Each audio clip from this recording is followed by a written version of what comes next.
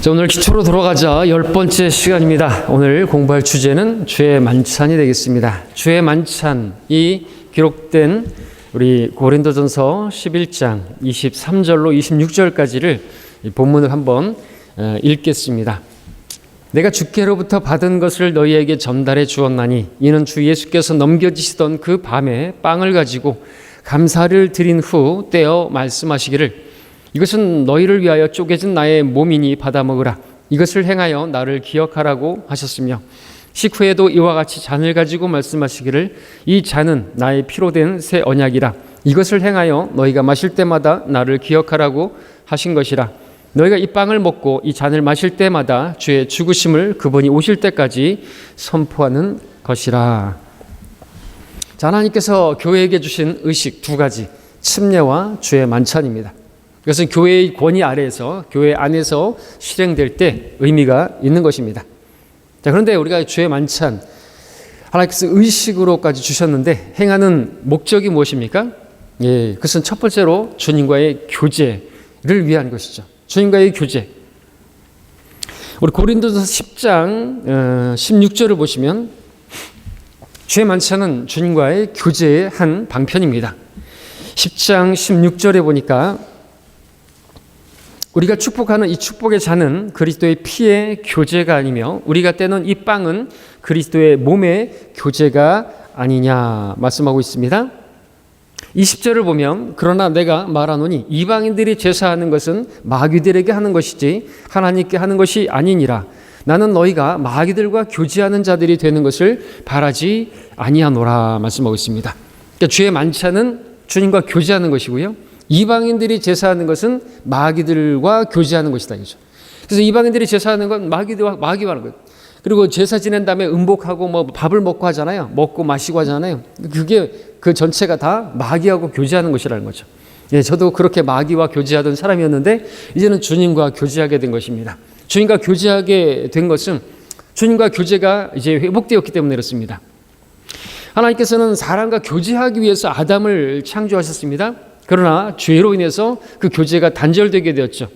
주님과의 교제가 단절된 이후에 사람과 하나님 사이에는 그 교제를 회복시키기 위해서 희생물이 필요했습니다. 구약 율법 이전에도, 율법 하에도, 그리고 율법 이후에 이 은혜 시대, 교회 시대에도 우리 하나님께 나아가기 위해서, 사람이 하나님께 나아가기 위해서는 희생물이 필요한데 오늘날 우리 주 예수 그리스도의 바로 희생의 근거에서 우리는 하나님께 나아갈 수 있는, 하나님과 교제할 수 있는 그 기초가 마련된 것이죠. 주의 만찬은 우리에게 희생물이 있음을, 그래서 우리가 하나님께 나아갈 수 있음을 보여주는 것이죠. 주의 만찬은 주님께서 십자가를 지시기 전에 그렇게 시행하셨는데 그 의미는 새로운 언약, 바로 신약을 체결하기 위함이었습니다. 그래서 주의 만찬, 영적인 의미를 말하자면 주님께서 십자가에서 죽으시기 전에 제자들과 함께 교제함으로써 그들에게 힘과 또 격려와 또 소망을 주시기 위함이었다. 그렇게 말할 수가 있는데 마태복음 26장 29절에서 내가 너희에게 말하노니 이제부터 내가 너희와 함께 내 아버지의 왕국에서 새 것으로 마시는 그 날까지 이 포도 열매에서 난 것을 마시지 아니하리라. 주님께서 십자가에서 죽으실 테지만 죽음으로 끝나지 않고 다시 재림하실 것이고 왕국에 앉을 것이고 제자들과 함께 이제 그 재림에 관한 말씀, 다시 살아날 것에 대한 말씀들을 하시면서 그들에게 소망을 주는 그러한 영적인 의미가 있다고 볼 수가 있는 것이죠. 또 우리가 이제 주의 만찬에서도 본문에서 읽었던 것처럼 주님의 죽으심을 기억하는 것이 목적이지만 주님께서 다시 오실 때까지 우리가 그분을 선포하는 것이라. 그래서 주님께서 다시 오신다. 재림에 대한 소망도 갖게 되는 것이 주의 만찬에서 우리가 갖는, 그러니까 단지 주님의 죽으심만 기억하면서 얼마나 아프셨을까 그런 것으로 끝나는 게 아니라 주님의 오심을, 그분은 살아계시고 그분께서 나와 함께 하시고 그분께서 결국 우리를 데리러 오실 것이라고 하는 소망을 가지고 그 소망을 가진 자들로서 우리가 어떻게 처신하면서 이 악한 세상에서 어떻게 신중하게 의롭게 살아갈 것인가를 생각하게 하고 각오하게 하는 것이 또 바로 주님과의 교제를 갖는 주의 만찬에 있다 말할 수가 있겠습니다. 자, 그렇다면 이제 주의 만찬을 갖는 목적에 대해서 우리가 좀 더 구체적으로 보도록 하겠습니다.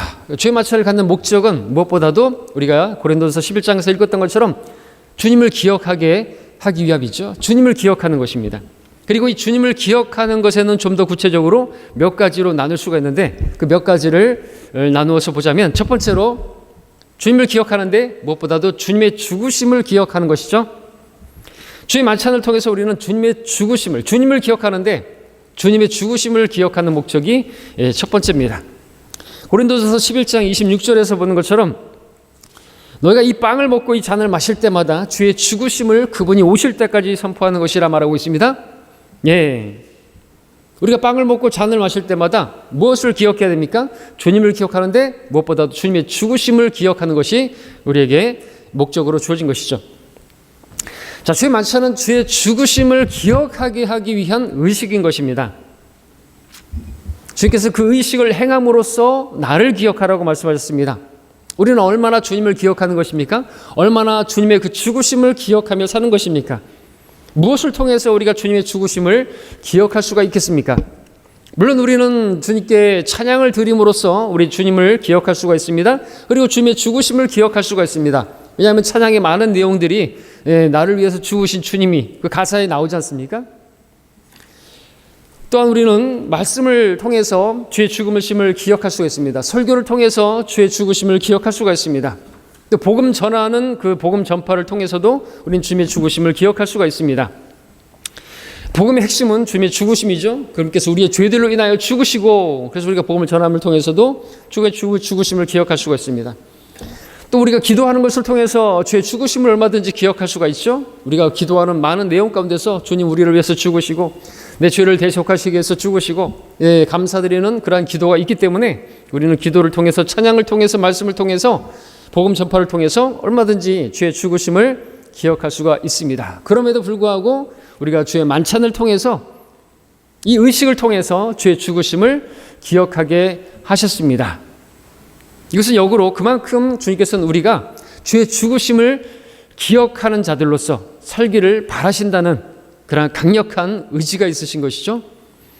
자, 그런데 말입니다.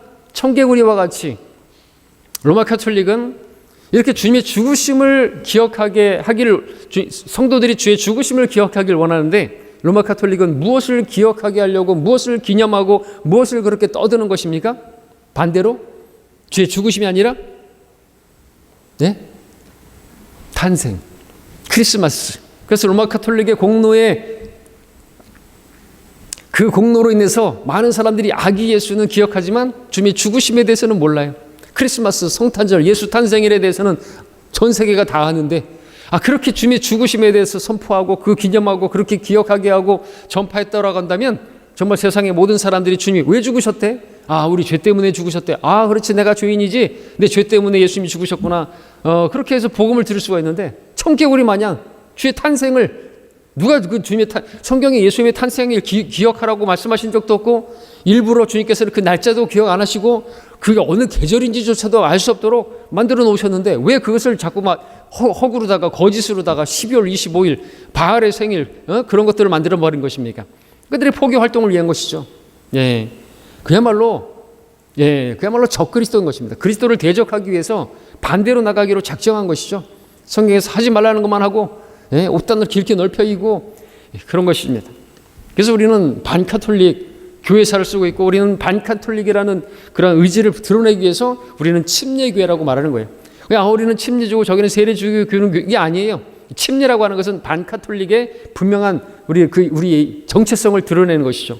세례 아니다 이거죠. 세례받고 다시 침례받았던 재침례교도들이 죽은 이유가 무엇이에요? 카톨릭을 대항하겠다는 거예요. 왜 개신교가 생겨났어요? 왜 개혁신교가 나온 것입니까? 카톨릭을 대항해서 나온 거 아닙니까? 프로테스탄트 95개조 반박문을 비텐베르크 성당에다 딱 못 받고 이것이 잘못됐고 그러니까 우리는 분리하겠다. 이게 성경적인 성별인데 그렇게 개신교회가 지금도 똑같이 세례 주고 여전히 가운 입고 여전히 크리스마스 행하고 부활절 행하고 그거는 개혁한 게 아니죠. 마틴 루터가 보면 통탄할 일이 아닐 수가 없는 것이죠. 자, 우리는 이렇게 주의 죽으심을 기억하기 위해서 주의 만찬을 행하는 것이고 그것을 하나님께서는 정말로 원하시는 것입니다. 왜냐하면 주의 만찬 주님이 명하신 것도 있겠지만 주의 죽으심을 기억하는 데 있어서 이보다 더 효과적인 그런 것이 없기 때문에 그렇죠. 시청각 교육입니다. 시청각. 눈에 보이게 이렇게 우리가 이 잔을 바라보면서 나를 위해서 흘리신 피 나를 위해서 찢겨진 이 몸을 상징하는 이 빵, 그걸 먹고 마시면서 주님의 죽으심을 더 효과적으로 기억할 수 있게, 그렇게까지 주의 죽으심을 우리가 잊지 않고 주님의 은혜를 잊지 않고 살아가고자 하는 그러한 하나님의 의지가 담겨 있는 것이죠. 때문에 우리가 주님을 기억하는 일이 매우 중요한데 이것은 우리의 믿음의 기초고 근본이기 때문에 그렇습니다. 때문에 본문에서는 주님의 죽으심을 기억할 부분에 있어서 또 두 가지로 나누어서 또 두 번이나 기억하라고 말씀하고 계시는데, 먼저는 쪼개진 주님의 몸을 기억하라고 말씀하십니다. 쪼개진 몸, 주님의 죽으심에는 쪼개진 몸이 있었습니다. 그 몸을 기억하라는 것이죠. 기억성경에는 쪼개진이라는 단어가 삭제되고 없습니다. 주님의 몸이 그래서 어떠한 몸인지를 가리고 있는 것이죠. 주님의 죽으심을 그렇게까지 그렇게 끔찍하게 묘사할 필요가 있느냐. 주석성경에는 이렇게 나오고 있습니다. 그분의 몸이 쪼개졌다는 것은 그분의 살을 찢어서 우리에게 주셨다는 뜻이지, 뼈까지 으스러뜨려 그분의 몸을 몽땅 먹어치우도록 하신 것이 아니다. 그분의 찢어진 살을 통하여 혼을 나누어 주셨지만 그분의 영은 살이 찢어진 몸의 뼛속에 여전히 남아 있었던 것이다. 이 구절을 뜯어고친 수많은 배교자들의 성경은 쪼개진 나의 몸에서 쪼개진이라는 말을 잘라 없애버림으로 말미암아 그냥 나의 몸이니 받아 먹으라 하고 변개시킴으로써 그분의 뼈까지 포함해서 몽땅 먹어치우도록 하는 뜻으로 받아들이게 만들어 놓았다. 그래 놓고는 주님이 뼈도 추리지 못하게 으스러져서 맥도 추지 못하게 되는, 몸도 추스리지 못할 정도로 약해졌으니 이 불쌍한 주님을 누가 도울꼬 하는 시기다. 그리고는 우리가 주님을 위해, 우리가 주님을 도와서 그분을 일으켜 세우자라고 그들은 외친다. 성경에서 단어 하나만 삭제되어도 이렇게 엉뚱한 의미로 변질되어 버리고 이 배교자들의 이단이 퍼지게 된다고 그렇게 쓰고 있습니다. 자, 주님의 몸은 그렇게 쪼개진 몸인 것이죠. 로마 군인들에 의해서 그 나비 달린 채찍에 의해서 그렇게 찢겨진, 가시 면류관에서 그 면류관에 의해서 머리가 찢겨지고 양손과 발이 찢겨지고, 그리고 가시에 가시가 박힌 그 나비 달린 그 채찍에 산산이 쪼개지고 찢겨지는. 자, 그리고 그렇게 맞으신 주님의 그 채찍은 우리를 위한 징계였습니다. 우리의 허물로 인하여 상처를 입으셨고 우리의 죄악으로 인하여 상하셨다고 말하고 있습니다. 우리의 화평을 위한 징계가 그에게 내려졌고 그가 맞은 채찍으로 우리가 치유되었도다. 그분이 그렇게 산산이 몸이 찢겨진 것은 내 죄 때문이다 이거죠. 내 허물 때문이다 이거죠. 그래서 내가 받아야 할 그 심판을, 그 형벌을 대신 받으셨기 때문에 이제 누구든지 그분을 받아들이면 형벌에서 면하게 되는 것이죠. 죄에 대한 심판을 받지 않는 것입니다. 지옥에 가지 않는단 말입니다. 그래서요, 우리는 예수님의 그 죽으심을 선포하는 것입니다. 죄의 죽으심을 선포하는 것 가운데 바로 이 죄의 만찬이 있는 것이죠. 자, 이렇게 주님은 이 같은 주님의 쪼개진 몸을 기억하라고 말씀하고 계십니다. 그것을 주의 만찬 때 쪼개진 빵을 먹음으로써 기억하는 것입니다. 그렇다면 주의 만찬에 사용되는 빵은 가톨릭에서 쓰는 소위 성체처럼 동그랗게 틀에 박힌, 그야말로 그렇게 천편일률적으로 똑같은 그런 동그랑땡처럼, 그죠? 그런 빵으로 만들어서 사용하면 안 되는 것이죠. 주님 몸을 그렇게 상징하는, 그것은 찢겨진 그 살을 상징하는 것인데, 그처럼 그 한 빵에서 찢겨져서 우리를 위해서 나눠주셨으니까 우리가 한 빵에 참여하는 한 지체라는 것을 알려주기 위해서 한 빵에서 그렇게 찢어진, 그래서 우리가 서로 나눠 먹는 것이고, 그러므로 그 빵은 그렇게 불구치적으로 찢겨진 그런 모양의 빵이어야 하는 것입니다. 그런데 오늘날 여러 교회들에서 어떤 빵을 씁니까? 가톨릭에서 쓰는, 성당에서 쓰는 그러한 성체 빵을 쓰고 있는데, 또 성체라고 말하면서 그걸 먹으면 또 거룩하게 된다. 그것을 먹음으로써 영생을 얻는다고 그렇게 매 미사마 때다만 먹고 마시는데, 그렇게 그 사람들에게 한번 물어보십시오. 그러면 이제 영생을 가졌냐고. 나를 먹고 내 살을 먹고 내 피를 마시는 자는 영생을 가졌다라는데, 그렇게 많이 먹고 마셨는데 영생이냐고 한번 물어보시라 이거죠. 확신이 없어요. 그게 아니잖아요. 그렇죠? 성화되는 것도 아니고 거룩하게 되는 것도 아니고, 그런데 그렇게 성찬식이라고 말하는 그 표현 자체도 잘못된 것입니다. 자, 그런데 그 교회들이 그렇게 우상숭배용 빵을, 가톨릭이 먹는 그 빵을 갖다가 먹으면서 이렇게 죄 만찬을 행하는 것은 참으로 가당치 않은 것이고 가증한 것이죠. 그런 빵은 주님의 몸을, 그 찢겨진 몸을 상징할 수가 없는 것이죠. 여러분들도 그렇게 생긴 빵을 먹어보셨습니까? 동그랗게 생긴 빵을 먹어보셨습니까? 아니면 카스테라를 갖다가 그렇게 먹어보신 적 있습니까? 카스테라도 합당치가 않은 것이에요. 예수님의 몸을 상징하는 이 빵은 예수님은 죄가 없는 몸이잖아요. 죄는 없으시잖아요. 흠도 없고 점도 없는 그저 어린 양이시잖아요. 그분은 흠도 없고 점도 없다는 게 뭡니까? 날 때부터 원죄도 없고 자범죄도 없다는 것이죠. 태어날 때 사람들은 점이 있을 수가 있어요. 근데 이거는 태어날 때부터 원죄를 의미하죠. 그리고 흠은요, 태어나서 어떤 것들이 있잖아요. 주님은 그런 것이 없는 완전한 의로우신 분이잖아요. 그런 몸을 상징하는 것이라고 한다면 거기는 절대로 누룩이 들어가서는 안 되고, 누룩이 들어가가지고 부풀려서 카스테라처럼 만드는 그 카스테라를 먹는 것은 주님의 죽으시, 그분의 몸이 죄가 있는 몸이라고 말하는 것인데, 그거 신성 모독적인 것이라는 것이죠. 무식하며 용감하다고 그렇게 카스테라를 먹고 하는 것은, 그래서 죄의 몸을 분별하지 못하고 먹는 것이고, 그것은 고린도서 문맥에 따르면 그건 합당치 않게 먹는 것이고, 그것은 주님의 몸을 먹는 마시는 게 아니라 저주를 먹고 마시는 것이라고까지 말할 수가 있는 것이죠.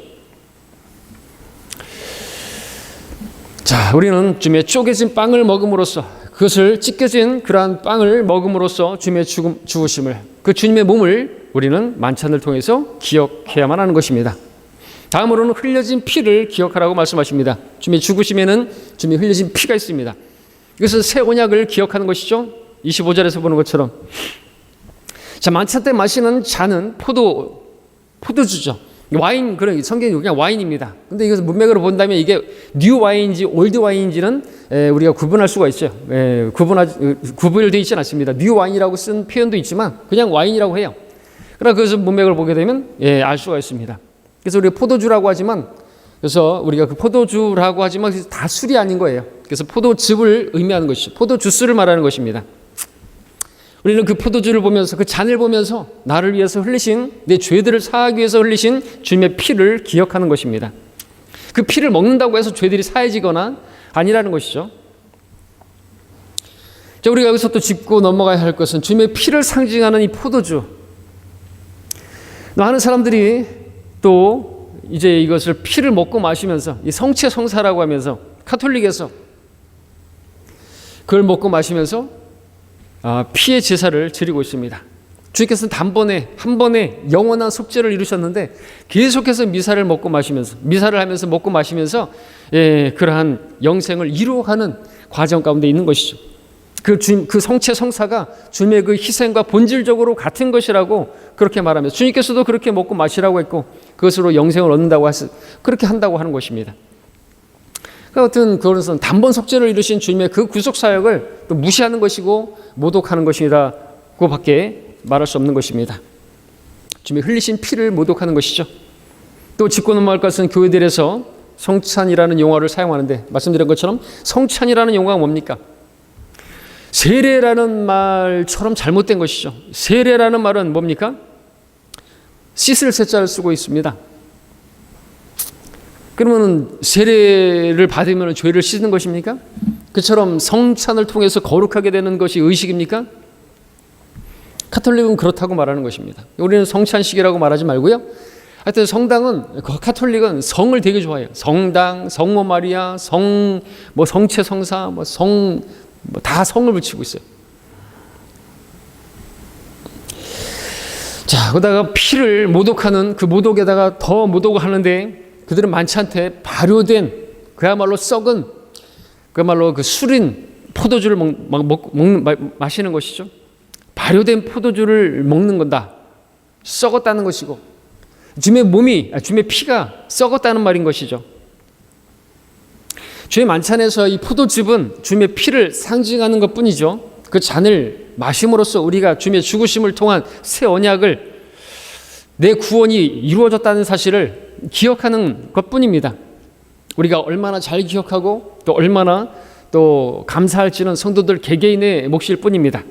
분명한 것은 우리가 그렇게 찢겨진 몸과 또 흘리신 그 피를 상징하는 것으로 우리는 찢겨진 그 빵을 먹고 또 피를 상징하는 포도 주스를 먹고 마시는 것입니다. 주의 죽으심을 기억하기 위함이다 라는 것이죠. 자, 이제 크게 두 번째로 우리는 주의 만찬을 통해서 이제 주의 죽으심을 기억하는 것을 말씀드렸는데, 두 번째는 주님을 기억하는 것이다. 주님의 죽으심을 기억하는 것, 그건 당연히 주님을 기억하는 것으로 또 분리될 수는 없겠지만 본문에서는 나를 기억하라고 말씀하잖아요. 고린도서 11장에서 나를 기억하라. 그 안에서 들어가니까 주님의 죽으심을, 그의 죽으심을이라고 말하고 있고, 또 흘려진 빵과 또 쪼개진 그 몸을 기억하는 것을 말씀을 드렸는데요. 나를 기억하라. 만찬에 참여하는 것은 주님과 교제하는 것이고, 주님과 교제하는 것이 바로 주의 만찬이라고 했는데, 주님과 교제하면서 우리가 누구를 기억해야 되겠습니까? 주님을 기억하는 것이죠. 사실 우리가 만찬 예배 때만이 아니라 우리가 모든 예배 때, 주님을 경배할 때 우리는 주님을 기억하고 주님을 기억해서 나와야만 하는 것입니다. 예배를 드리러 나올 때 예배를 통해서 우리가 무엇인가를 얻기 위해서 나오는 것이 아니라 주님을 기억하기 위해서, 또 주님을 기억하기 때문에 주님을 영화롭게 드리기 위해서, 주님께 드리기 위해서 찬양을 드리고 경배를 드리고 기도를 드리고 감사를 드리고 내 몸을 드리고, 그 목적으로 우리가 예배를 드리기 위해서 나오는 것이지, 무엇을 얻겠다고 나오는 그것은 합당한 예배는 아닌 것이죠. 예배는 서비스고 내가 하나님께 드리는 것입니다. 서빙하는 사람들이 다 뭐합니까? 그렇게 섬기지 않습니까? 고객을 위해서. 그처럼 우리는 예배를 드리러 나와서 하나님을 섬기는 거예요. 설교 듣고선 나의 어떤 영적인 유익을 얻고 은혜 받았습니다. 뭐 어떤 평안을 얻고, 우리가 설교를 통해서, 찬양을 통해서, 특송을 통해서 뭐 위로 얻고 힘을 얻고 기쁨 얻고 뭐 은혜를 얻고 무엇인가를 얻기 위해서 나온다는 그것은 합당치가 않은 거예요, 사실. 물론 그런 예배를 통해서 그와 같은 것들을 우리가 얻을 수는 있어요. 그러나 그걸 어디까지나 우리가 예배를 통해서 얻게 되어진 열매이지 예배를 드리는 목적은 아니다라는 사실을 분명히 알 수가 있어야 되는 것이죠. 경배는 경배받기에 합당하신, 예배는 예배받기에 합당하신 그 하나님을 기억하고 하나님으로 생각을 가득 채우고, 우리 어떤 이익이나 어떤 노림수나 뭔가를 기대하고 그런 것 없이 그냥 하나님으로 생각을 가득 채우고 나 자신을 하나님께 드리는 것이 바로 경배이고 예배인 것입니다. 경배는 구원받은 성도가 주님을 기억하여 드리는 것이죠. 우리는 이미 모든 것을 받았기 때문에 하나님께 감사를 드리고, 하나님을 기억하는 사람이 기억해야지 뭘 드리죠, 그죠? 사도에서 말씀드렸던 것처럼 우리가 주님께 나아가기 위해서는, 경배를 드리기 위해서는 희생물이 필요하다고 말씀드렸습니다. 오늘날 예수 그리스도께서 희생 제물이 되심으로써 우리는 경배할 수 있게 되었고, 또 그 경배를 드리게 할 목적으로 주님께서는 십자가에서 죽으셨던 것이죠.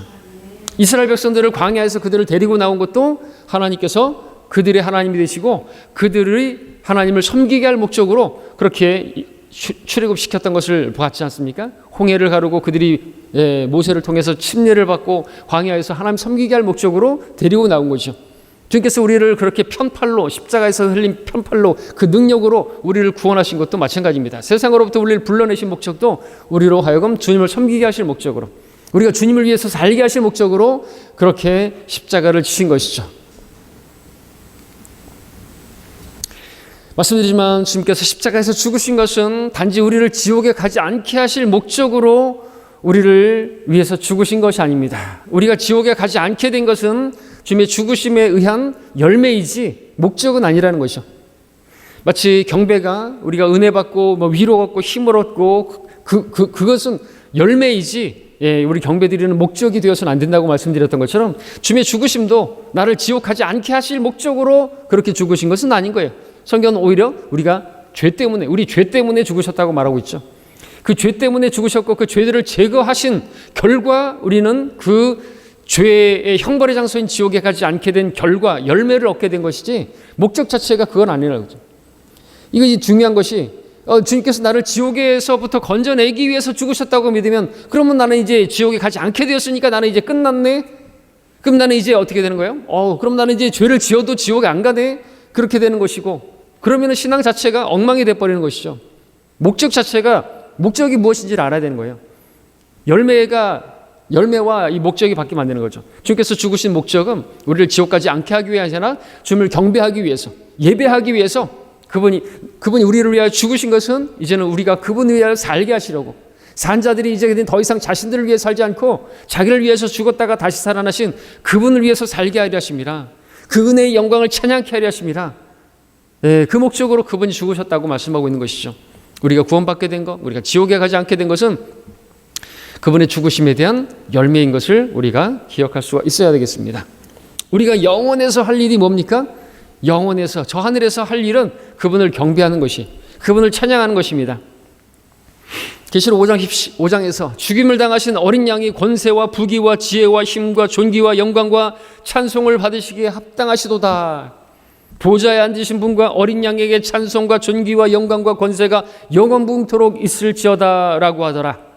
그때 네 짐승이 말하기를 아멘 하고 24 장로가 엎드려 영원무궁토록 살아계신 그분께 경배하더라.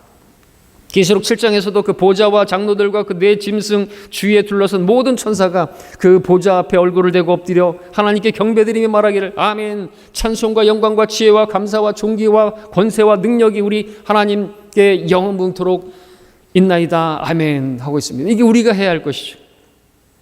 저 하늘에서 그렇게 우리가 경배하고 찬양하고 영광을 돌릴 것인데, 이 땅에 있는 동안에도 우리는 그것을 리허설하는 게 아니라 우리가 영원히 할 일을 이 땅에서도 하는 것이 마땅하고, 우리는 나를 위해서 죽임당하신 그 어린 양께 부귀와 찬송과 영광과 존귀와 감사와 다 드리는 것입니다. 왜? 그럴 만한 충분한 분이십니까? 우리가 어떤 세상의 어떤 사람들을 향해서 경배한다 그러고 그렇게 하는 것이에요? 그건 신성 모독적인 것이에요. 무슨 아이돌, 우상이죠, 우상. 무슨 걸그룹, 무슨 남자 그룹, BTS, 또 누구 있어요? 무슨 스포츠 선수들, 또는 무슨 연예인들, 영화 배우들, 그 사람들의 어떤 사람들은 그 사람들의 신상까지 다 알고 있어요. 생일이 언제고, 뭘 좋아하고, 주님에 대해서는 그만큼 알아요. 주님을 기억하고 우리가 그렇게 높여드리고 경배드리는 건 구원받은 성도로서 마땅히 해야 할 일인 것이죠. 우리는 누구를 기억하는 것입니까? 우리는 주님을 기억해야만 하는 것이죠. 주님을 기억하는 것은 주님을 경배하기 위한 것이죠. 주님과 교제해서 주님을 높여드리기 위해서, 그 목적으로 우리는 주의 만찬을 갖는 것입니다. 세 번째로, 우리는 주님의 만찬을 통해서 주님의 다시 오심을, 재림을 기억해야 한다 말씀을 드릴 수 있습니다. 주의 만찬을 해가면서 우리는 주의 오심을 기억합니다. 왜냐하면 주님께서 십자가에서 못 박혀 죽으심으로 끝난 것이 아니라 부활하셨고, 그리고 지금은 보좌 우편에 앉아 계시는데 그분이 다시 오겠다고 말씀을 하셨기 때문에 그렇습니다. 때문에 우리는 그분이 다시 오시리라는 것을 주의 만찬을 행함으로써 가져야 하는 것이죠. 때문에 우리는 단순히 주의 만찬을 통해서 주님의 죽으심만을 기억하고 끝나는 것이 아니라, 그렇게 죽으신 그분께서 다시 오실 것이라는, 나를 데려가실 것이라는 그것을 기억해야만 하고, 그것을 기억하는 성도가 어떻게 이 악한 세상에서 처신할 것인가, 그분 앞에 어떻게 설 것이고, 그분을 만나게 되면 그리스도의 심판석에서 내가 주님을 위해서 행한 것이 무엇인가를 그렇게 설명해야 되는데, 보고해야 되는데, 회개, 결산을 봐야 되는데, 누가 그렇게 주님 앞에 결산을 볼 것처럼, 내 인생 결산을 볼 것처럼 살아갈 수가 있겠습니까? 주님과 교제하는 사람이, 또 만찬을 행하는 것을 통해서 그분이 나를 위해서 찢기시고 나를 위해서 흘리신 그 피, 나를 위해서 생명을 내놓으신, 육체의 생명은 피에 있음이라는데 그분이 피를 다 쏟으셨다는 것은 그분의 생명을 우리에게 주셨다는 것이고, 그분의 모든 것을 우리에게 주셨다는 것이에요. 그러면서 우리에게 말씀하시는 것이죠. 마음을 다해서 너를 사랑하라고, 힘을 다해서 나를 사랑하라고 그렇게 말하실 수가 있는 것이에요. 주님은 너무나 이기적이시다. 너무나 독재자시다. 어떻게 그렇게까지 사랑하라고, 그렇게 질투가 많으신 분인가? 그런 의미가 아니잖아요. 그죠? 나를 위해서 그렇게 정말 마음과 생각과 이 정도만 아니라 힘뿐만 아니라 자신의 목숨을 다하여 우리를 사랑하셨기 때문에, 그래서 자신을 내어주셨기 때문에 그렇게 그렇게 말해도 전혀 지나치지 않은 그런 요구가 될 수가 있지 않습니까? 그래서 우리가 이 주의 만찬을 통해서 더 주님을 사랑할 수 있고, 또 주의 다시 오심을 기억하면서 이 악한 세상에서 우리가 어떻게 현명하게 또 신중하게 살아갈 수 있을 것인가를 또 생각하는, 그런 생각 가운데 살게 하는, 그것이 바로 또 주의 만찬에 갖는 목적이다 말할 수가 있는 것입니다. 자, 마지막으로 하나 더 말씀을 드린다면, 또 이제 이 고린도서 11장의 문맥을 본다면, 주님의 죽으심을 선포하는 것, 그것이 주의 만찬을 행하는 또 목적이 되겠다라는 거죠. 주의 만찬을 행하는 목적에는 주의 죽으심을 선포하는 것이다. 오늘 본문에서 말하고 있죠. 주의 죽으심을 선포하는 것이라고요. 주의 만찬을 행하는 것으로 우리는 주의 죽으심을 그야말로 선포하는 것입니다. 주의 죽으심을 잘 보여주는 것이 주의 만찬이죠. 이 자체가, 우리가 이 빵을 먹고 잔을 마시는 그 자체가 믿지 않는 사람들이 딱 들어왔을 때 이 무엇을 행하는 것인가 알 수 있잖아요. 주님께서 어떻게 죽으셨는지를, 어떻게 그렇게 고난받으시고 찢기시고 죽으셨는지를 그냥 그 자체가 선포하는 것이, 드러내는 거라는 것이죠. 그래서 주님의 죽으심을, 그분 어떻게 죽으셨는지를, 또 왜 죽으셨는지를, 그 새 언약을 이루기 위해서 죽으셨다는 사실을, 그 자체를 알릴 수 있는 가장 효과적인 수단이다라고 말할 수가 있습니다. 우리가 먹는 찢겨진 빵은 바로 우리를 위해서 찢기신 주님의 몸을 상징하는 것이고, 우리가 마시는 그 잔은 바로 예수님께서 흘리신 그 피를 상징하는 것이라는 것을 사람들에게 그야말로 보여줄 수 있는, 선포할 수 있는 그런 의식이 되는 것입니다. 교회는 바로 예수 그리스도의 죽으심을 그처럼 보여주고 선포하기 위해서 존재하는 것입니다. 하나님께서는 교회가 사람들에게 보여주고 선포하기를 바라는 것은 앞서 말씀드렸던 것처럼 예수님의 탄생이 아니라 예수님의 그 죽으심이고, 그 죽으심을 선포하는 것이고, 그 선포하는 그 자체가 바로 그 자체가 주의 만찬인 것입니다. 우리 만찬을 가짐으로써 주님의 죽으심을 선포하는 것입니다. 그리고 그 주님의 죽으심을 선포하는 것에는 무엇이 있습니까? 복음 전파가 있는 것이죠.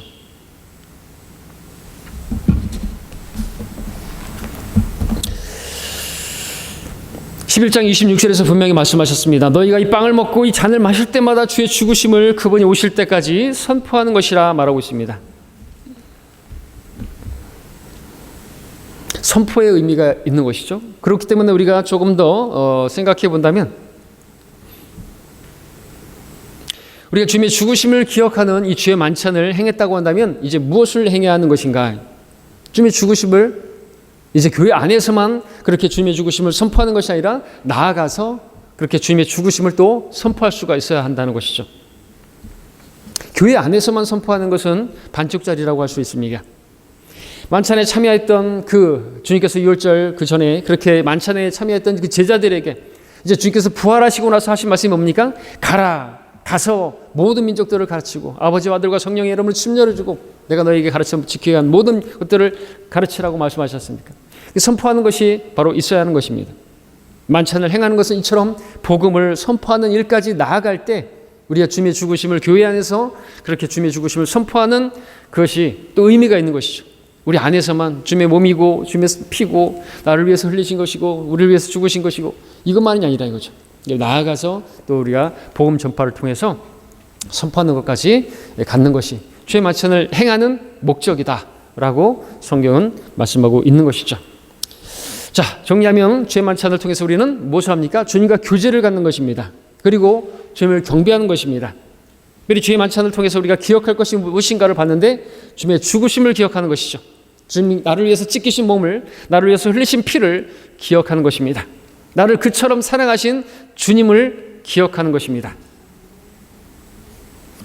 다른 무엇을 얻기 위해서 그렇게 만찬에 예배에 나오는 것이 아니라 주님을 기억하기 위해서 또 기억한 자로서 살기 위해서 헌신하기 위해서 주님의 사랑을 회복하기 위해서 나를 위해서 죽으신 주님을 기억하기 위해서 그리고 주님 앞에 엎드려 경배하기 위해서 그렇게 우리는 나와야 하는 것이죠. 주의 만찬 예배 때뿐만 아니라 모든 예배 가운데 경배 가운데 그 목적이 있는 것이죠. 또 우리는 주의 죽으심을 뿐만 아니라 주의 다시 오심을 기억하는 것이고, 왜냐하면 주님이 죽은 것으로 끝나지 않고 다시 부활하시고 다시 오시겠다고 약속하셨기 때문에 우리는 그 사실을 주의 만찬을 가지면서 선포하고 그리고 나아가 밖으로 나가서 복음을 전함으로써 주님의 죽으심을 선포해야만 합니다. 이렇게 하는 것이 우리가 행하는 주의 만찬의 의의이자 목적인 것입니다. 자, 이상으로 주의 만찬의 의의, 주의 만찬의 목적을 공부했습니다. 다음 시간에 11번째 공부 시간 공부하겠습니다.